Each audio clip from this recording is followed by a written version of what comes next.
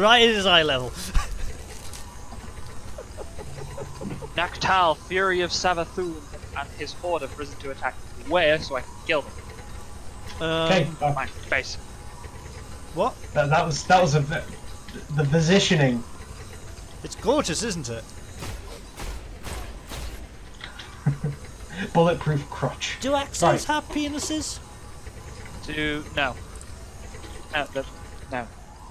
So I can't You're count tight. it as sexual harassment if Tim shoots me in the knob. Hello everyone, welcome back to VoxelTron Gaming with me, VoxelTron as fucking always. And today, a game that keeps popping up on my radar these days is Destiny. Now, when Destiny first came out I was a little, very skeptical. I wasn't a big fan of Activision nor Bungie, so saying that the makers of Halo are making yet another sci-fi FPS didn't really do anything for me. So Destiny went past, with all its ups and downs, its grimoire complaints and its DLC shenanigans. I was kept informed, rather forcibly, by a few friends who absolutely loved the game, and I had to say I didn't really give it the time of day. In my defence, I didn't have any major consoles, so another game I couldn't buy really doesn't affect me that much. Then Destiny 2 was announced for PC, and my heart skipped a beat. A console exclusive jumping to PC for a sequel? Now this'll be a train wreck that'll be fun to watch with popcorn. And so I settled down, waiting for the inevitable crash of reeing PC and console games alike, because one will be too simplified while the other will be too complicated. And that's definitely not what happened.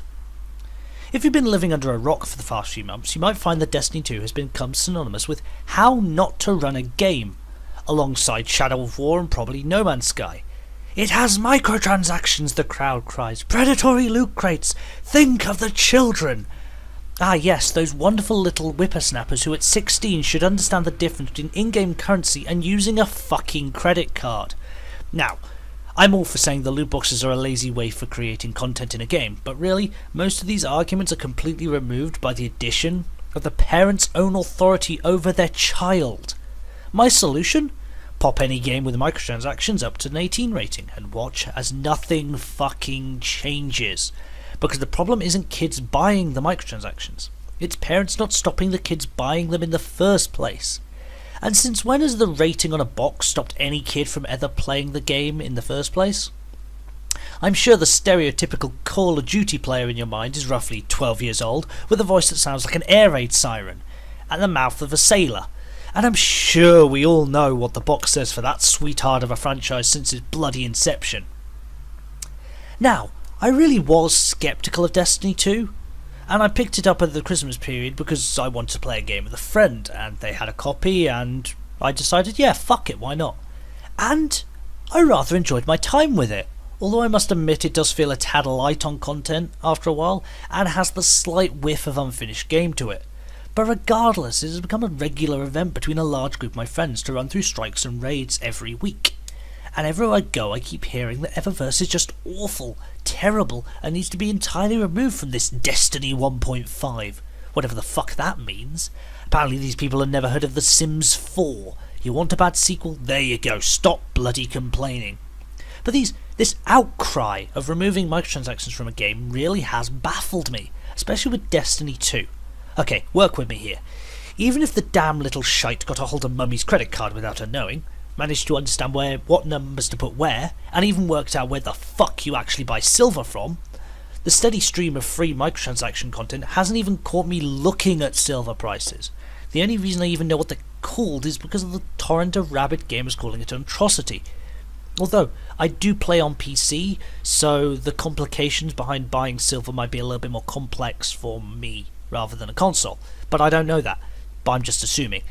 In my Destiny 2, there are 4 currencies: Glimmer, which is your standard drop, Legendary Shards, which you get from breaking down Legendaries, Masterwork Pebbles, which you get from breaking down Masterworks, and Bright Dust, all of which come at a steady stream. Now, Bright Dust is the special one because it's obtained by trashing microtransaction content, which you then use to buy the weekly rotation emotes, ornaments for exotic weapons, ships, shaders, etc. And I've never been in a situation where I've lost out on anything I wanted from Eververse because I didn't have enough Bright Dust. Now, for some hoarders I can see why this might be an issue, but to the vast, quiet majority of players that are just happy with it, Eververse is just another engram to open every day. And then the YouTubers descend, claiming that Destiny 2 is dead, the franchise has been killed regardless of the common consensus that everyone is left to play other games whilst they wait for the next expansion to drop. The difference between Destiny 2 and the original situation? There is very little competition to Destiny around the time when the content dried up. In the months between the DLC releases, Destiny players only played Destiny because there was literally nothing else that filled the same niche. Now, you have Warframe, Rainbow Six Siege, PUBG, Fortnite, and a whole host of reasonably competitive FPSs all running smoothly alongside Destiny 2. So because of a drop in players that the original saw at a similar time, just not to this extent due to the massive amount of alternative games running around at the moment, between DLC drops, we're going to claim that Destiny 2 is dead? Yeah, that word is only allowed to be used when Evolve and Battleborn are in the room, and that's because they're fucking jokes. The rate of hatred surrounding certain games in the past year has genuinely been frightening. The gaming majority has whipped itself up into a fury that I've only ever seen surrounding genuine atrocities that have left dozens if not hundreds dead. Your perceived hatred of practices in this industry is what caused the company to double down in the first place. Some of them have got wise and only pander to those and give them cash, no questions asked. Why do you think EA still pulls the same shit every year with FIFA? But no, my unpopular opinion, just another dissenting cry amongst the majority, who also think that Mass Effect 3's ending was horrendous and anything made that comes out of EA must automatically be bad. I will happily follow a crowd, if I'm enjoying myself. I shat on Destiny 2 for quite a while during its release, but now that I look back on what I said, I would gladly take back every single snide comment I made about that game. Bungie might not have earned a new supporter from me, because by all rights there are some glaring issues with Destiny 2, but it's rather earned my sympathy, because let's be brutally honest, you don't fuck with gamers, and Bungie stuck its dick in the hornet's nest. So what I'm asking really is for people to just think about the perspective. You might not as a Destiny player like Destiny 2, but you can't deny adding a new platform was a damn good move. And also, is the reason why you can't use your original character from Destiny 1, because otherwise PC players will have not a fucking clue what's going on. You might not think that loot boxes are particularly friendly, and in some cases downright insidious.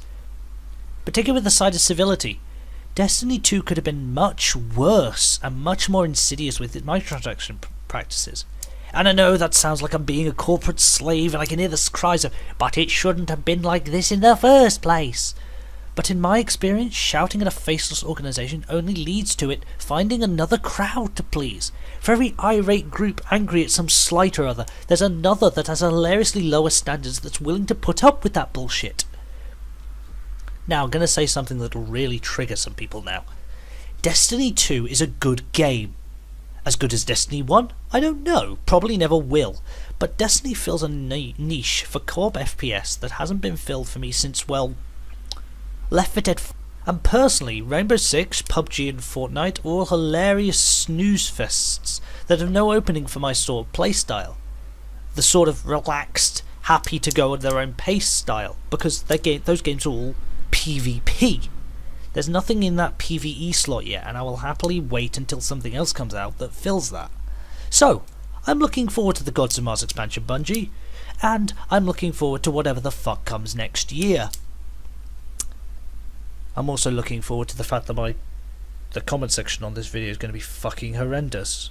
Ah well. This is VoxelTron, everyone. Have a nice evening. Toodle pip.